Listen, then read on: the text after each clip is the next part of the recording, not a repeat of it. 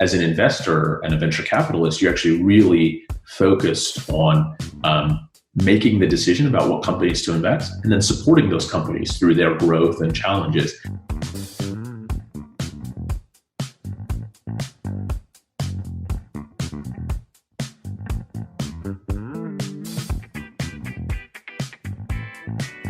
I'm Jambu, originally from the US, from San Francisco. Lived in London now for the last 2 years. I'm a managing partner at OMERS Ventures. We're a venture capital fund that invests in technology companies in Europe.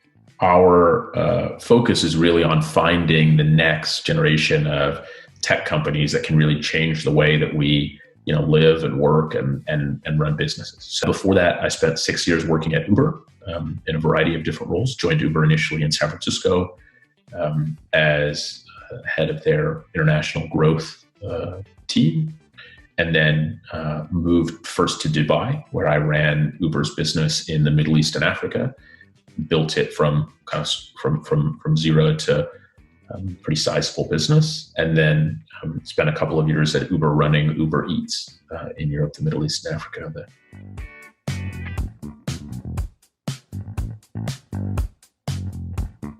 The simplest one-line explainer of what venture capital is Dragon's Den, right? It's this idea of entrepreneurs come to you with businesses.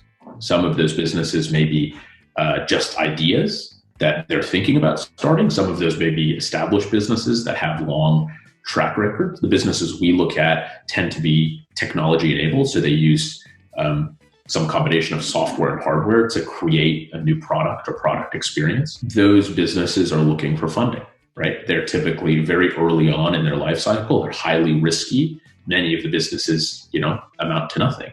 But every once in a while, you're able to invest in a business and partner with an entrepreneur and be a part of their journey to, become the next Google or Apple.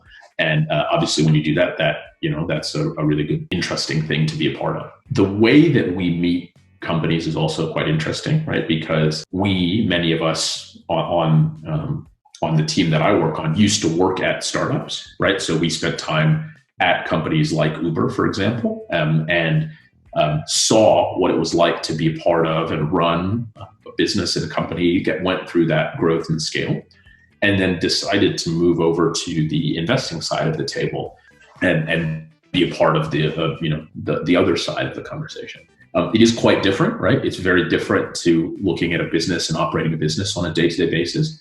You're very long-term focused. You're trying to figure out how this business that you're looking at or working with can do something great and relevant on a 5 or 10 year time horizon, right? When I was working at Uber, we were talking about what are we doing tomorrow and the day after that.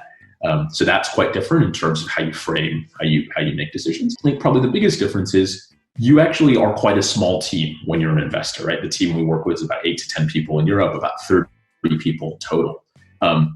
Versus Uber, where I was working on teams of 300 to 500 people, and everybody had their kind of detailed responsibility. So as an investor and a venture capitalist, you're actually really focused on making the decision about what companies to invest and then supporting those companies through their growth and challenges. But that support is quite different than if you were, exclusively focused on one company and living that every minute of every day.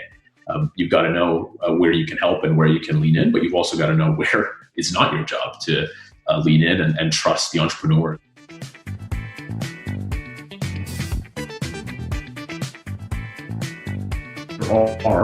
We have quite a few, we call them associates. They're typically people that are either right out of university or maybe have 2 to 3 years of work experience. And they're really core part of our team, right? Ultimately, I think they are the ones who are most plugged into what's happening at the startup ecosystem, understanding what potential companies we should be investing in. They're the ones that have really strong relationships with many of the up and coming founders that we may want to invest in. They're the ones that have the deepest knowledge of what the industries that we're investing in may look like. And they've got really great generalist skills. So I think definitely would encourage folks who may be interested in, learning more about venture capital and learning more about what that path looks like, obviously, feel free to reach out, and always happy to talk through that. We have roles that come up, not frequently, but they come up every once in a while, if that makes sense, and they're very competitive. Most of the folks we look for tend to have backgrounds in either startups, so have worked at a startup, or in more of finance kind of backgrounds.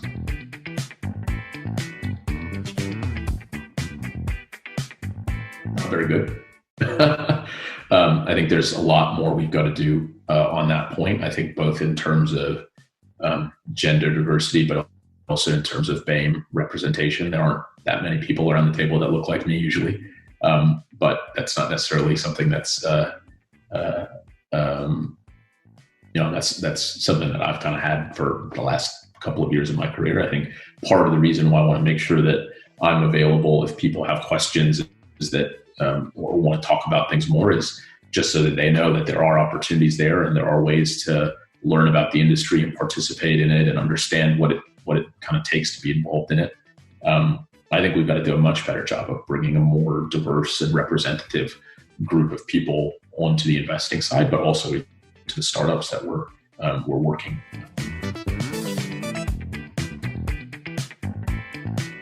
I think for me, I was really, really fortunate because at school, I really had an interest in business, right? I had my first job when I was 14. It was working at an Indian restaurant. It was extremely unglamorous, and I learned a lot.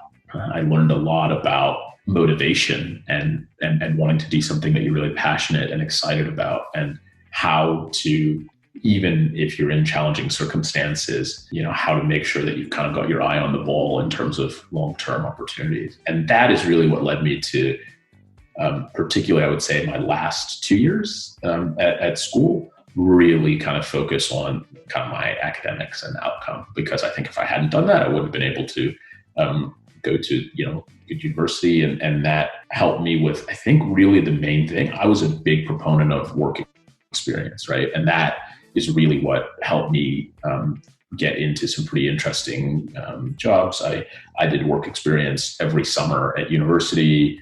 A lot of that was at companies where I was, filing and getting people coffee, and not very glamorous work, but was just in the room and learned about industries that I was working with, whether it was, I did a summer at a retailer, I did a summer at a radio station, I did a summer at a startup. And the diversity of those experiences was also helpful in learning about that. So I think for me, maybe the one point I'd encourage is, I think students would probably be surprised at how many people are willing to have a conversation, even if it's just to talk about their jobs, talk about their roles, talk about their companies. And I just encourage, if there's companies you're curious about or industries you're curious about, there are a lot of people that be willing to talk to you about that.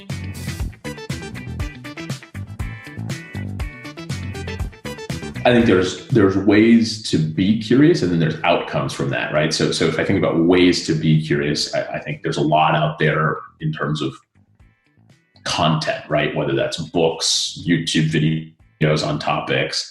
We're spending a lot of time right now looking at, can you learn a skill online? Can you learn to code? Can you learn to cook? Can you learn to,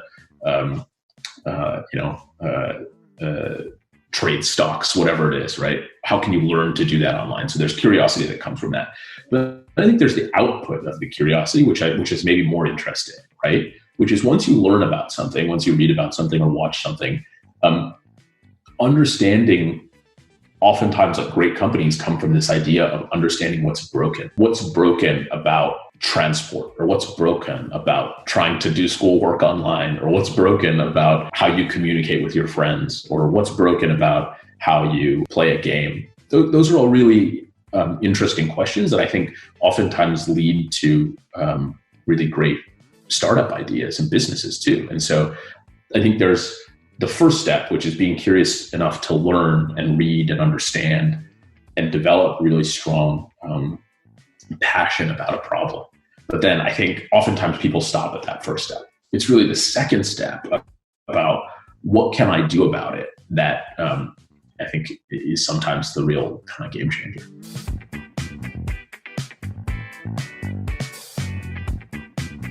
To be honest with you, the answer is I don't know. I don't think anybody really knows.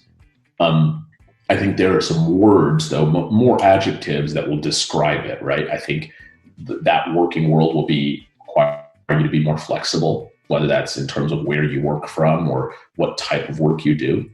I think it will require you to be more agile, right? So being able to wear many different hats and be adaptable to new environments and new things, right? I think if you talk to most businesses on January 1st, they would not have predicted that the first 4 or 5 months of the year would have been so dominated by the coronavirus and the outcomes from that. I think that world of work will also require you to be more innovative. Because the world has gotten smaller, because time horizons have compressed, things are happening faster. The pace at which things change is going to be so fast, and got to be ready for that. But I think we're just going to end up in a world that's going to require us to all be a little bit more resilient, look out a little bit more for one another.